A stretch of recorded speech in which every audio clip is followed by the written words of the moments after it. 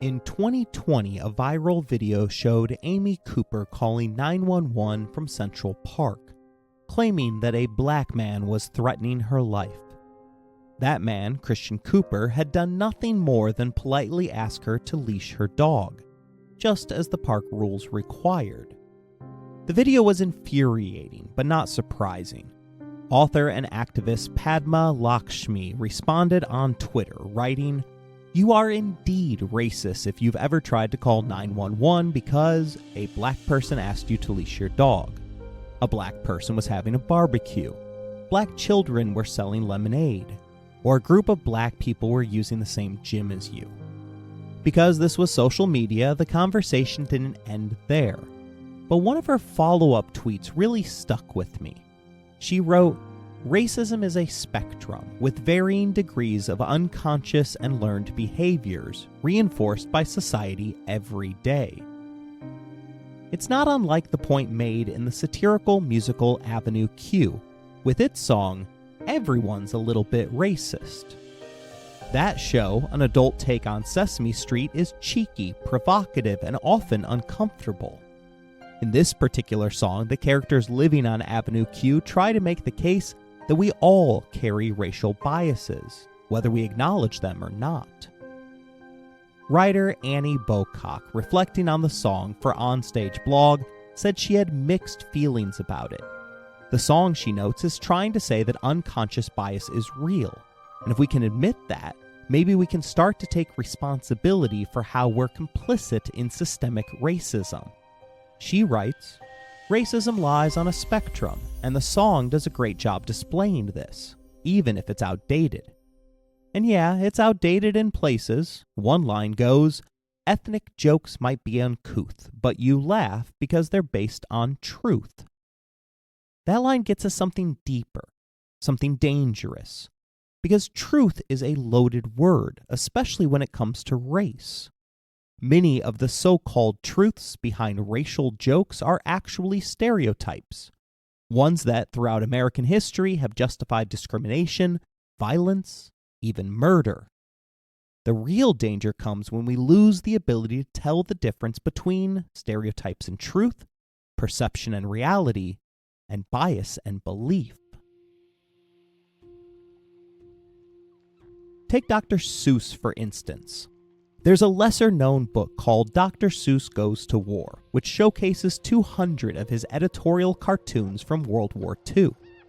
The war against Germany felt deeply personal for Theodore Seuss Geisel, a third-generation American whose 4 grandparents had all been born in Germany. He'd even traveled to the land of his ancestors during the interwar years.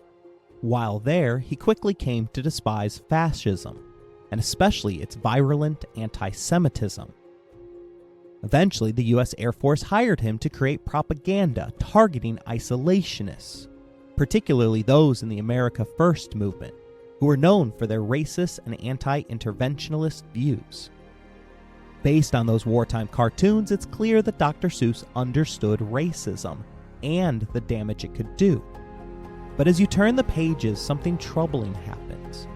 His illustrations slide off the anti-racist spectrum when it comes to Japan, and to some degree even China, despite them being America's allies during the war. The Japanese-American National Museum weighed in after the Seuss estate pulled 6 of its books from publication, titles that included racist caricatures of Asian people. Their president, Ann Burroughs, called the move necessary and overdue, stating, "The mainstreaming of racism and prejudice is deeply embedded in our culture. It is high time that Dr. Seuss's work is examined. The light of history could not have provided more compelling evidence." And she's right. By today's standards, some of Dr. Seuss's work simply doesn't hold up. But it's also true that during the war, no American cartoonist was portraying Japanese people, either overseas or at home, in a positive light. That's not surprising in the context of Pearl Harbor and a country that largely tolerated the forced relocation and imprisonment of over 120,000 Japanese Americans in American concentration camps. What is surprising is that a man who clearly recognized the dangers of anti-Semitism and European fascism, a man who used his pen to fight white supremacy in one arena, was simultaneously promoting racist depictions of people from the largest continent on Earth. The Asia Pacific Journal summed it up best, asking, how could a man as forward-looking as Dr. Seuss have these feet of clay? And they weren't wrong to call him forward-looking. During the war, Seuss tackled anti-black racism. After the war, he explored themes like environmentalism in the Lorax, the Cold War in the Butter Battle book, consumerism in How the Grinch Stole Christmas, and childhood literacy in The Cat and the Hat. Even Horton Hears a Who, if you dig into it, works as an allegory for post-war U.S. occupation of Japan, and offers far more sympathy than his earlier work ever did. So how do we reconcile this? A man who fought racism on one front while spreading it on another. President Barack Obama helps us make sense of it, stating that racial advancement doesn't proceed in a straightforward moving line. Instead, moments of progress give way to regressions. That push and pull, progress and backlash is baked into American history. And nowhere is that cycle more visible than in America's relationship with Chinese migrants. It was a past so deeply stained with anti-Asian racism that even someone like Dr. Seuss, who stood against hate in other forms, might have absorbed those biases without fully realizing it, fighting racism while unknowingly spreading it.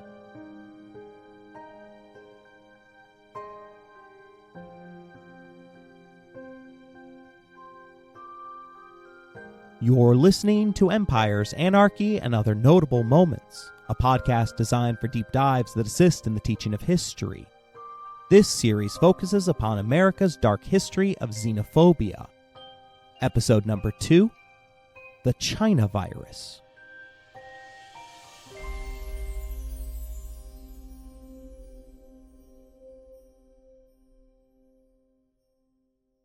First, let me point out that I recognize the politically charged term used for the title of this episode. Although this episode will focus primarily on America's relationship with Chinese immigrants during the late 19th century, I'll also touch on the false racist claim pushed by a number of prominent Americans that COVID was purposefully released by China. But instead of just rehashing that debate, I want to use the phrase for what it reveals: how fear itself can spread like a contagion. The term China virus captures perfectly the kind of xenophobia that once raged across the United States, from the West Coast all the way to regions that had never seen a single Chinese migrant, but were somehow convinced that they should fear them. So let's begin with why the Chinese began to arrive on American shores in large numbers. Like every migration story, it starts with a pair of forces: push and pull. Mid-19th century China, especially in the southern provinces, was a place of turmoil. Famine, floods, political collapse, the Opium Wars had battered the economy, and the Qing dynasty's already fragile control was slipping fast. It's worth noting that list includes both natural and man-made disasters, some of them caused directly or indirectly by foreign powers like Britain and, yes, the United States. In other words, America helped create the very conditions that would later bring Chinese migrants to its shores, the same migrants it would soon condemn. With China in tatters, it's no wonder people started looking eastward across the Pacific. When you've lost nearly everything, the idea of starting over, even halfway around the world, stops being a dream. It becomes survival. And the lure of America? Gold. Or at least the myth of easy gold. The Gold Mountain, as California was called in China, shimmered in their imagination. A place where fortune could be plucked straight from the riverbeds. The gold rush of 1849 became more than a rumor. It was a promise, one powerful enough to send thousands across the ocean, chasing opportunity and a chance to rewrite their futures. And come they did. By 1852, more than 20,000 Chinese immigrants had arrived in California, most entering through the port of San Francisco. Some went straight to the gold fields, others found work in restaurants, domestic service, or, perhaps most iconically, laundries. Any job that offered a foothold in the American economy was fair game, no matter how grueling or low-paying. Let's pause for a moment on that line from Avenue Q. Ethnic jokes might be uncouth, but you laugh because they're based on truth. It's an uncomfortable idea, but it hints at something worth unpacking, namely how immigrant groups become tied, often unfairly, to certain kinds of work. For Chinese migrants, that association was the laundromat, not because of any cultural tradition or special skill, but because racism and exclusion left them few other options. Laundry was brutally hard work. In the 19th century, it meant hauling and heating water over open fire, scrubbing garments by hand, wringing them out, drying them, and pressing each one with heavy, scorching irons. It was hot, endless, and back-breaking, work usually assigned to women servants or wives. But on the West Coast, there was a shortage of women and an even greater shortage of people willing to do that kind of labor. So Chinese immigrants filled the gap. Shut out of many other professions by language barriers, racist labor laws, and open hostility, they took what was available to them. Laundry offered a small measure of independence. You could start with little capital, about $500 according to the Association of Chinese Americans for Social Justice, and you didn't need to speak fluent English. Some ran laundries out of storefronts, rented rooms, or even their own houses. But that independence came at a cost. Laundry meant 10 to 16-hour days, 7 days a week, often in suffocating heat and steam, standing barefoot on slippery floors, hauling irons that weighed as much as bricks. Wages hovered around $25 a month. Many workers developed chronic pain, varicose veins, and exhaustion that lasted a lifetime. Still, for most, it was survival, and a way to claim dignity in a country that denied them nearly everything else. And laundry wasn't just physical labor. It became a racial and political target. As Chinese-owned laundries multiplied, they drew fire from white labor unions, city officials, and nativist politicians. Cities passed safety and zoning laws aimed squarely at shutting them down. The message was unmistakable. Chinese immigrants were tolerated only at the margins, and even there, barely. So when we think of the image of the Chinese laundromat, it's not just a quaint cultural stereotype. It's the story of economic resilience born out of exclusion, a people who took the work no one wanted and turned it into their method of survival. But perhaps the most visible and consequential Chinese labor force was the one that helped build America's great national project, the Transcontinental Railroad. Picture it, mid-19th century America, booming but disconnected. The gold rush had flooded California with settlers, but getting there from the east was still a nightmare. You could sail for months around South America, risking storms and disease. Or you could cross overland through deserts, rivers, and mountains, breaking wagons by the dozen. The dream of a transcontinental railroad promised to change all of that. It wasn't just a transportation project, it was a symbol of unity, of expansion, of manifest destiny. In 1862, with the Civil War raging and Southern opposition gone, Congress passed the Pacific Railroad Act, granting massive land subsidies and government loans to two private companies, the Union Pacific, which built west from Nebraska, and the Central Pacific, which built east from California. But laying track across an entire continent wasn't just ambitious, it was brutal. Blizzards in the Sierra Nevada, scorching heat in the Utah desert, rock slides, dynamite blasts, and deadly disease. And someone had to do the work. That someone in California turned out to be thousands of Chinese laborers. At first, Central Pacific executives resisted hiring them. assuming the Chinese were too frail, too foreign, too different. But when white workers abandoned the job for saloons, mines, or better pay elsewhere, the company turned to the Chinese out of desperation and was astonished by the results. The Chinese crews didn't just match their white counterparts, they outperformed them. They worked longer hours, kept healthier diets, rarely drank on the job, and seldom struck for pay. They carved tunnels through solid granite, built trestle bridges at dizzying heights, and laid track across some of the most unforgiving terrain in North America, all for a fraction of the wages. By 1863, about 90% of the Central Pacific's entire workforce, over 10,000 men, were Chinese.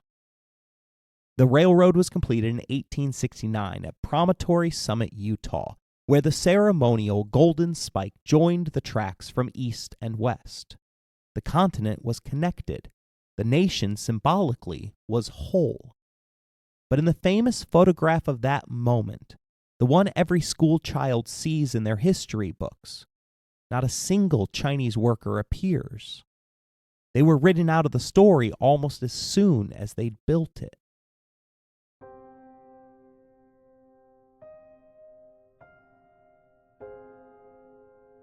As the need for cheap labor declined, so did tolerance for the Chinese workers who had built so much of the American West.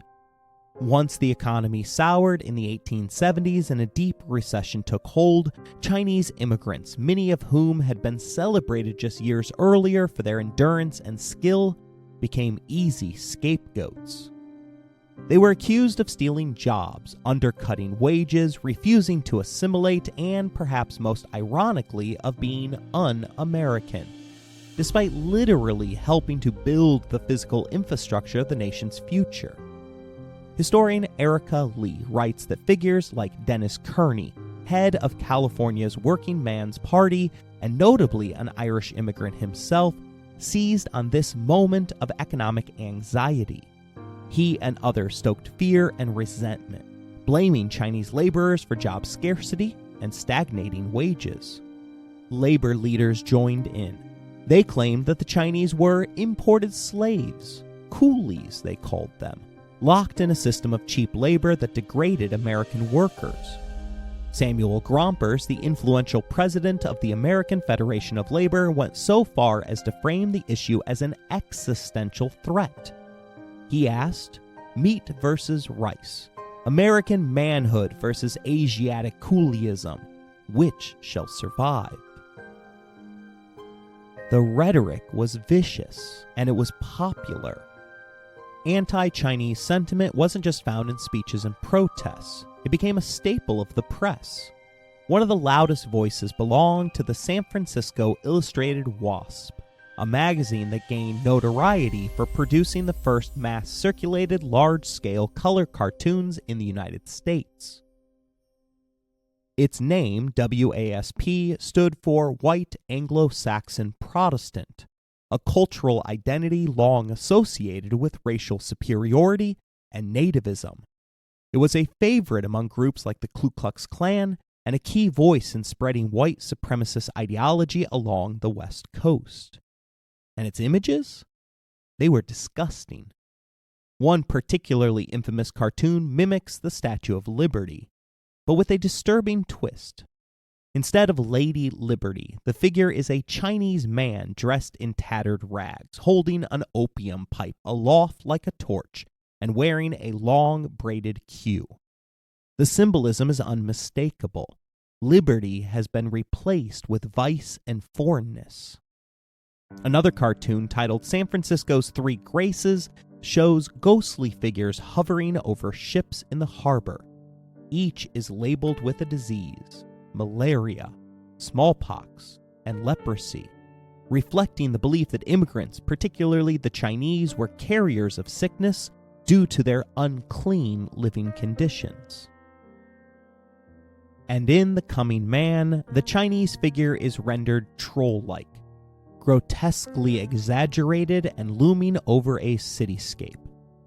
It places a heavy hand labeled Monopoly across factories, laundries, import businesses, and the rest of San Francisco's commercial core. suggesting Chinese dominance over the city's economy. These cartoons weren't just images, they were propaganda, and they played a powerful role in shaping public opinion, reinforcing fears, and laying the groundwork for some of the most restrictive immigration policies in American history. The California Supreme Court set an early tone, ruling that Chinese immigrants could not testify in cases involving white defendants. The justification? The court described Chinese people as a distinct race whom nature has marked as inferior. That ruling sent a clear message. Chinese immigrants were not just unwelcome, they were to be stripped of basic legal protections. Other laws followed, less dramatic perhaps, but no less calculated. Taken together, they amounted to a campaign of constant grinding hostility. Take the foreign miners' license tax, for instance. It disproportionately targeted Chinese miners, generating millions of dollars for the state at their expense. Then there was the Q Ordinance, which targeted Chinese cultural identity more directly. The ordinance required that all prisoners in San Francisco jails have their hair cut, specifically their Q, the long braided ponytail traditionally worn by Chinese men under Qing Dynasty law. This wasn't about sanitation or discipline, it was humiliation by design. By 1875, things escalated further with the passage of the Page Act. On paper, it aimed to restrict the immigration of undesirable individuals, including convicts and prostitutes. But in practice, it was used to block nearly every Chinese woman from entering the United States. The result? It tore apart families and ensured that the Chinese immigrant population remained overwhelmingly male, further feeding stereotypes and limiting long-term community development. What started in California soon spread nationally. In the 1876 presidential election, Chinese immigration became a hot-button issue. For the first time since joining the nation, California became a true swing state. Both candidates, Republican Rutherford B. Hayes and Democrat Samuel Tilden, raced to prove who could be tougher on Chinese immigration. Ironically, the election itself was ultimately decided by a political bargain that had nothing to do with immigration. The Compromise of 1877 handed Hayes the presidency in exchange for ending Reconstruction in the South. So in a strange and tragic twist, an anti-Chinese backlash helped usher in the era of Jim Crow segregation, linking two of America's darkest racial histories through a single political deal. But things didn't stop there. In 1882, a full 4 years later, Congress passed the Chinese Exclusion Act, the first federal law to ban immigration based solely on race and nationality. And to sell it to the public, politicians and newspapers reached for a familiar word: invasion. The language was no accident. Invasion stirs fear. It conjures up war, enemies at the gate, a nation under siege. The term has a long history of being used to dehumanize immigrants, then and now.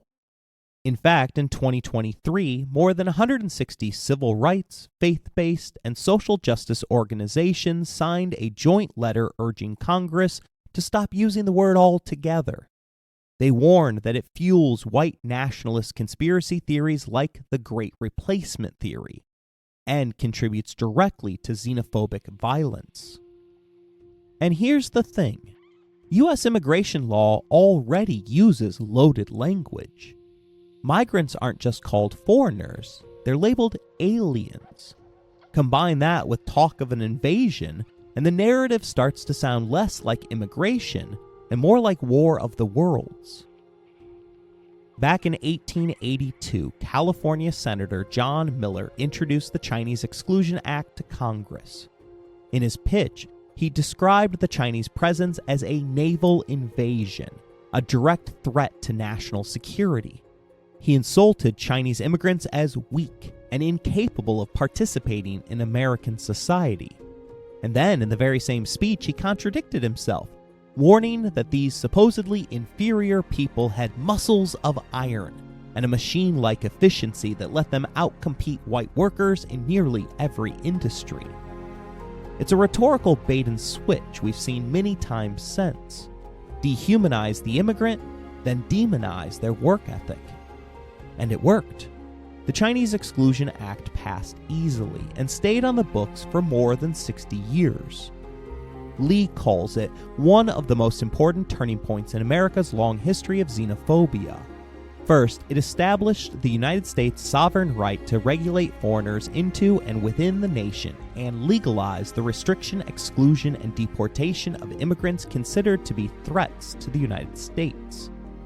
In 1889, the U.S. Supreme Court upheld the constitutionality of the Chinese Exclusion Act, and more broadly, the right of the United States to exclude foreign immigrants, stating that the power to exclude foreigners was one of the sovereign rights of the U.S. government as delegated by the Constitution. This right also included barring returning American residents of Chinese descent who had previously been legally admitted in order to protect U.S. peace and security. In doing so, Chinese exclusion set in motion the transformation of the United States into a gatekeeping nation, one that began using federal immigration laws to exclude, restrict, and control allegedly dangerous foreigners, often on the basis of race, national origin, ethnicity, class, and sexuality. In the 1880s, the United States was the first gatekeeping nation. Today, of course, every nation is. It also established Chinese immigrants as the ultimate example of the dangerous, degraded alien. No other group had been officially singled out for immigration exclusion or banned from naturalized citizenship based on their race and national origin before. Moreover, the only other immigrants to be similarly banned from the country in 1882 were convicts, lunatics, idiots, or any people considered to be public charges.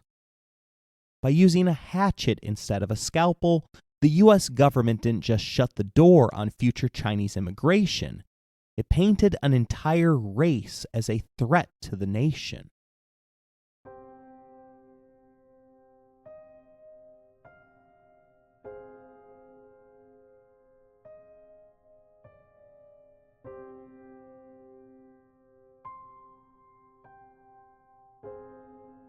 Supporters of the Chinese Exclusion Act were satisfied to see the borders close, but that didn't answer the next pressing question. What about the Chinese immigrants who were already here? Those who had arrived legally, built businesses, raised families, and quite literally laid the tracks for the country's expansion. Their fate was chilling. What followed in the years after 1882 wasn't just exclusion, it was removal. Harassment turned into mob violence. Bureaucratic discrimination that evolved into legal strategies for erasing them. The Chinese Exclusion Act didn't just halt immigration, it introduced something new, the category of the illegal immigrant. Before its passage, simply being in the United States without documentation wasn't a federal crime. But with exclusion came enforcement, and with enforcement came deportation. This is how the United States built its first federal deportation system. And one of the clearest, most violent examples of this climate took place in the Pacific Northwest, specifically in Tacoma, Washington. Now you might imagine this was a place overwhelmed by Chinese migration. But in 1870, there were only around 234 Chinese residents in the entire Washington territory, just 1% of the population. They weren't overrunning anything. They weren't even big enough to be considered a voting bloc, and yet they were seen as a threat.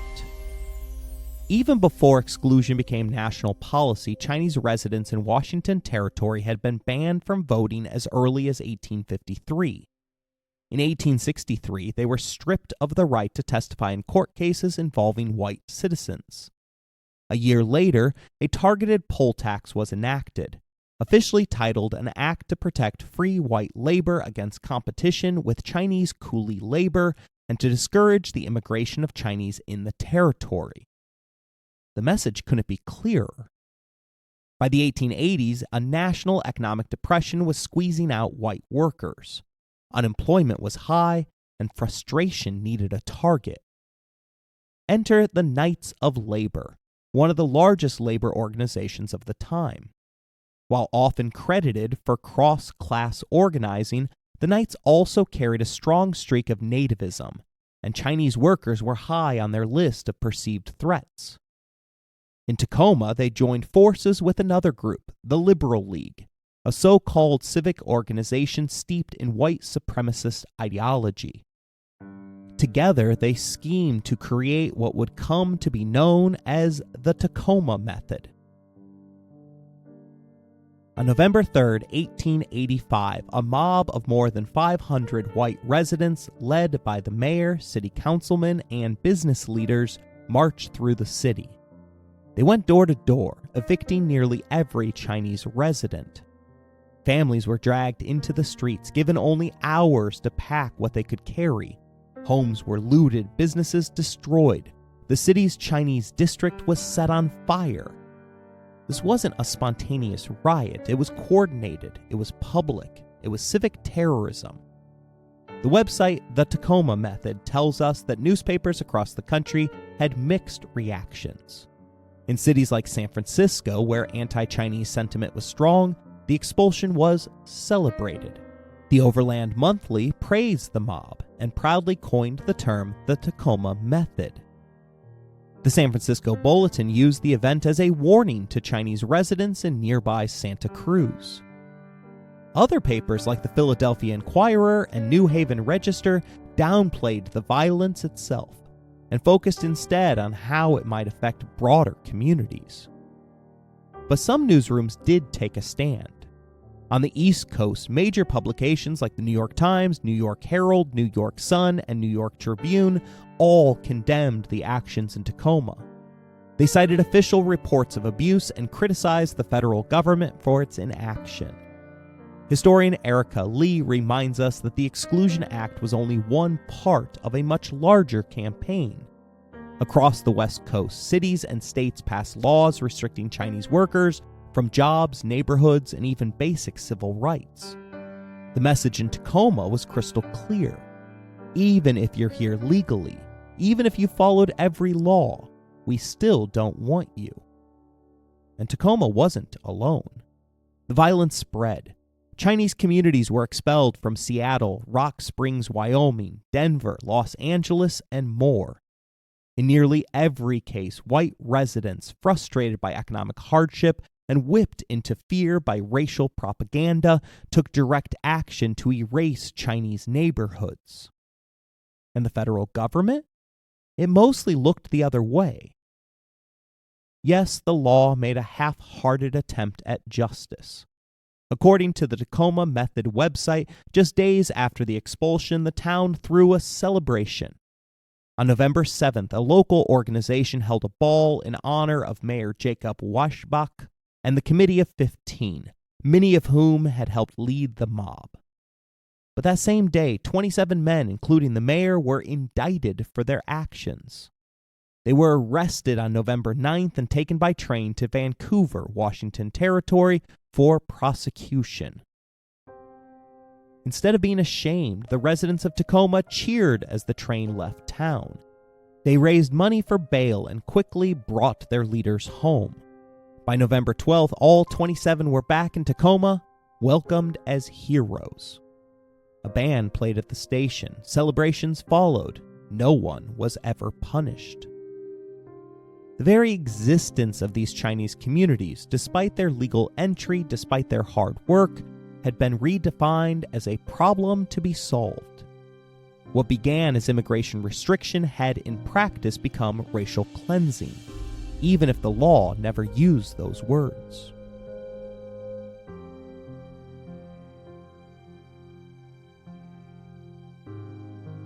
Seattle's version of what came to be known as the Tacoma Method was just as brutal, if not more so. 1,500 white residents rallied to force Chinese immigrants out of their city. Under armed guard at the foot of Main Street, 350 Chinese men, women, and children were gathered.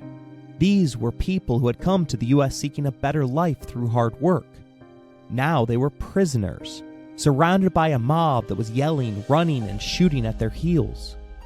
From a downtown hotel room, the governor's wife watched the scene unfold, describing the Chinese detainees as trembling and crying. The only thing that eventually stopped the chaos was the governor's home guard firing into the crowd, wounding 5 rioters and finally dispersing the mob. But it was too late. As historian Erica Lee tells us, those who had not already been forced out by the mob left on their own in 1886. Just like in Tacoma, the Chinese community in Seattle had been wiped out. They were, in the chilling words often repeated at the time, no more. There was resistance. People protested. Legal challenges were mounted. Some immigrants tried to hide their identities. But the numbers were brutally lopsided. It was like trying to hold back a flood with your bare hands. As the federal deportation state grew, so did its power to detain, delay, and deny entry. Gradually, exceptions were written into the Exclusion Act. But these weren't open doors, they were loopholes, and getting through them was like winning the lottery. Lee explains that under the Exclusion Act, every Chinese passenger had to be individually inspected and approved for admission. Many were kept abroad at the steamships they arrived on for days or even weeks. When those ships had to return to Asia, the passengers were transferred to another boat in the harbor, still left waiting.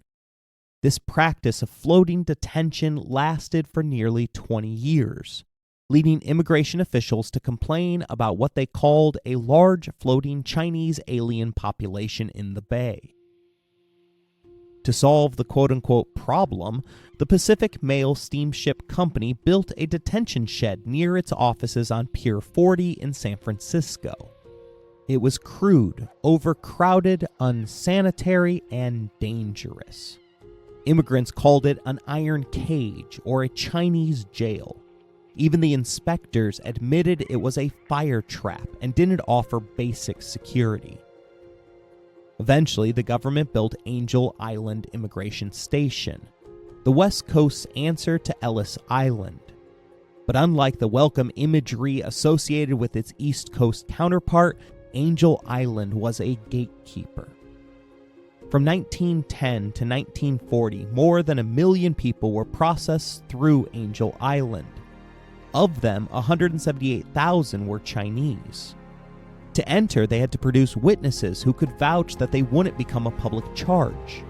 They endured humiliating and invasive medical exams, and they spent what little money they had on hiring specialized attorneys to navigate the maze of paperwork and interrogation. Then, in 1906, a twist of fate. An earthquake and fire destroyed San Francisco's City Hall, including all of its birth records. With no way to verify birthright citizenship, many Chinese immigrants seized the opportunity to claim they had been born in the United States. The result was the phenomenon known as paper sons, because at least on paper, each citizen suddenly had 3 or 4 more sons added to the family tree. To counter the rise of these paper sons, immigration authorities built what historian David Wyman later called a paper wall. A bureaucratic barrier of complex, deliberately confusing questions meant to trip up migrants and expose inconsistencies.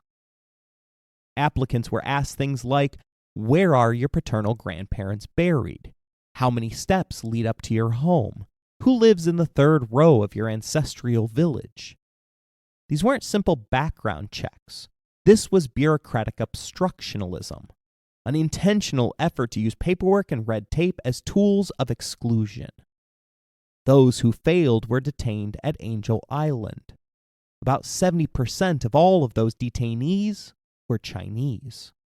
Some were held for weeks, others for months, some for over a year. And during that time, many poured their grief, rage, and desperation into poetry, scratched into the wooden walls of the detention center. More than 200 poems survive today, written anonymously in nearly every corner of the men's barracks, now preserved as a national landmark. As Erica Lee writes, they bear witness to the trauma of xenophobia. One poem captures the heartbreak plainly. How was I to know that the Western barbarians had lost their hearts and reason?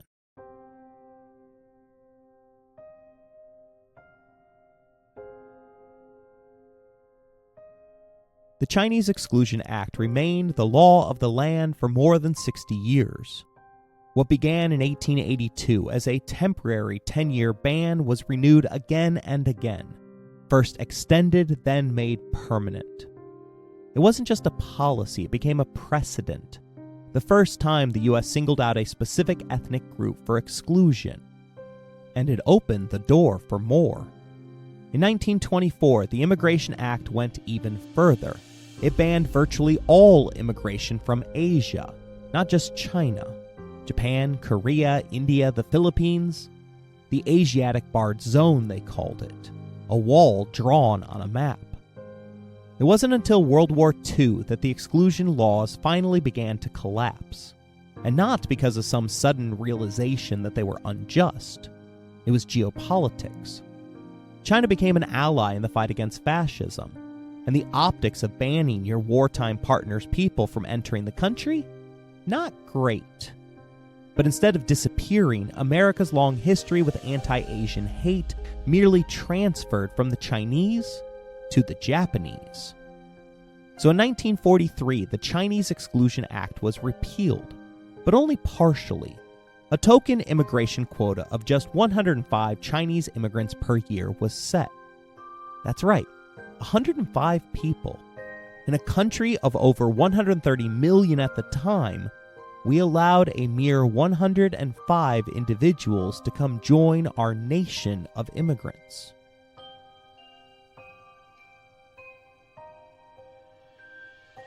The full weight of exclusion laws didn't come down until 1965 with the passage of the Immigration and Nationality Act, which abolished national origin quotas. For the first time in nearly a century, Asian immigrants could come to the United States on equal footing. But of course, the story doesn't end there. The legacy of exclusion, of suspicion, scapegoating, and fear has proven incredibly durable.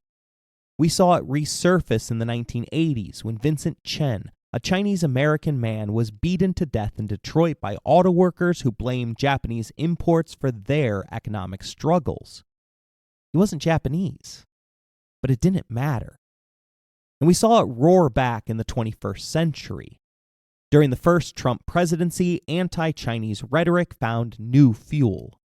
There were real geopolitical tensions, concerns about cybersecurity, espionage, and influence operations. Some were valid, some were exaggerated, but the consequences landed hardest on ordinary people. Politicians accused the Chinese government of buying up influence at American universities through the Confucian Institute program. My own hometown university came under fire for having such a partnership with Beijing, despite the university having less than 1% of its student body hailing from China. It was the beneficiary of a Confucian Institute. It sought to build connections between the East and West by reintroducing America to Chinese higher learning. I once attended a wedding at the beautiful facility. Having lived nearby for decades, I was shocked to find out that the Indiana Attorney General had identified the center as hostile propaganda to the United States. After a lawsuit was filed, the university quickly shuttered the institute, foregoing the millions of dollars that it had received during its decade-long partnership. The university claimed that the relationship was purely positive, but closed the institute for fear that its federal funding would be cut if it failed to comply. Still, proving that the past echoes to the present, government action sparked private hate, as the institute was vandalized after the announcement of a government investigation. Congressional hearings also probed the use of apps like TikTok, framing it as a Trojan horse for Chinese soft power. Its fate languished between the Trump terms, with Biden's administration following through on his predecessor's recommendation to force a sale from Beijing. Incredibly, however, Trump returned to office to save the popular social media platform, delaying the congressionally passed legislation which requires him to shut it down. But the biggest incident of anti-Chinese xenophobia came after Trump himself repeatedly referred to COVID-19 as the China virus and Kung Flu, language that quickly jumped from Twitter into everyday life. The words weren't just offensive, they were dangerous. According to a study by the Center for the Study of Hate and Extremism, anti-Asian hate crimes in the U.S. surged by over 150% in 2020, with Chinese Americans bearing the brunt. Verbal harassment, physical assault, business vandalism, it all spiked. A Pew Research report found that 31% of Asian Americans feared being threatened or physically attacked simply because of their race. A 2020 statement from the Asian American Journalists Association called the phrase China virus both inaccurate and stigmatizing, warning that it endangers people and communities already vulnerable to hate. Whenever I have heard the term, I have talked to students, friends, even family about the real-life consequences of using it. Almost universally, they shrug it off, claiming it's just a joke and that I shouldn't be so politically correct. But it's the through line to the past. From exclusion to expulsion, from paper walls to TikTok bans, from 1882 to 2020, there's a dangerous consistency to how America has treated its Chinese population, as well as Asian Americans as a whole.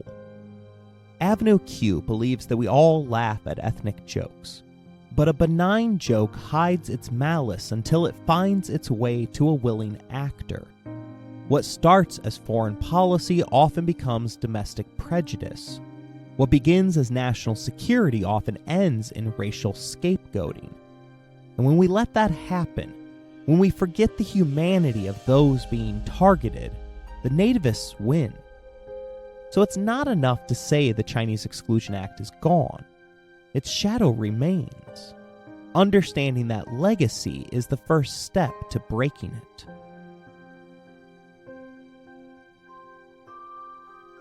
I hope you enjoyed today's episode. If you want to interact with the show, you can email us at resourcesbylowery@gmail.com or find us on Bluesky beneath the handle EmpiresPod. If you would like to financially support the show, please look in the description for more information. As always, thank you for listening, rating the show, and spreading the word.